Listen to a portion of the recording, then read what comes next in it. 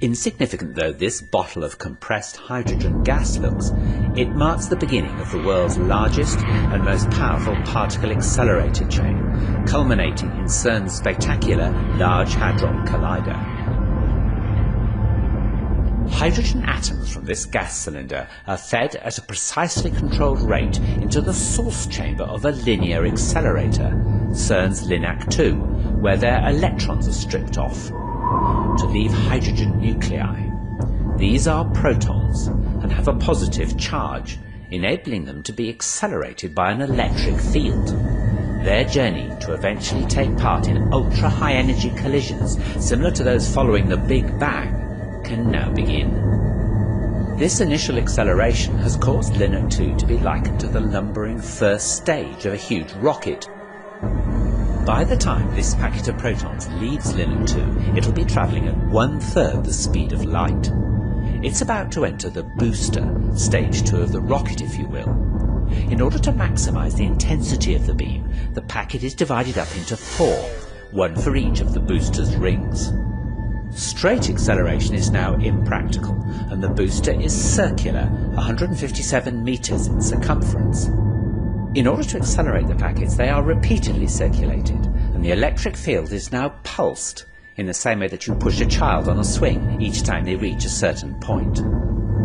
Magnets exert a force on the passing protons at right angles to their direction of motion, and so powerful electromagnets are used to bend the beam of protons round the circle. The booster accelerates the protons up to 91.6% of the speed of light and squeezes them closer together. Recombining the packet from the 4 rings, it's then flung on into the proton synchrotron, by analogy stage 3 of our rocket. Let's just follow 2 such proton packets. The proton synchrotron is 628 metres in circumference, and they circulate for 1.2 seconds, reaching over 99.9% of the velocity of light. It's here that the point of transition is reached, a point where the energy added to the protons by the pulsating electric field cannot translate into increased velocity, as they're already approaching the limiting speed of light. Instead, the added energy manifests itself as increasing mass of the protons. In short, the protons can't go faster, so they get heavier. The microscopic kinetic energy of each proton is measured in units called electron volts, and now the energy of each proton has risen to 25 giga-electron volts, or GeV. The protons are now 25 times heavier than they are at rest. The packets of protons are now channeled into stage 4, the superproton synchrotron, a huge ring 7 kilometers in circumference, designed specifically to accept protons at this energy and increase it to 450 GeV. Soon, the packets of protons will be energized sufficiently to be launched into the orbit of the gigantic Large Hadron Collider, or LHC, which lies between the Jura Mountains and the Alps, and straddles both France and Switzerland. Lying deep underground, it has a circumference of 27 kilometers. There are 2 vacuum pipes within the LHC, containing proton beams traveling in opposite directions. Using ultra-sophisticated kickers to synchronize incoming packets with those already circulating, one vacuum pipe has injected into it protons which will circulate clockwise, and the other protons which will circulate anti-clockwise. The counter-rotating beams cross over in the 4 detector caverns, where they can be made to collide. The energy of the collision is double that of the individual opposing protons, and it's the debris from these collisions that is tracked in the detectors. For half an hour, the SPS injects protons. Finally, there are 2,808 packets.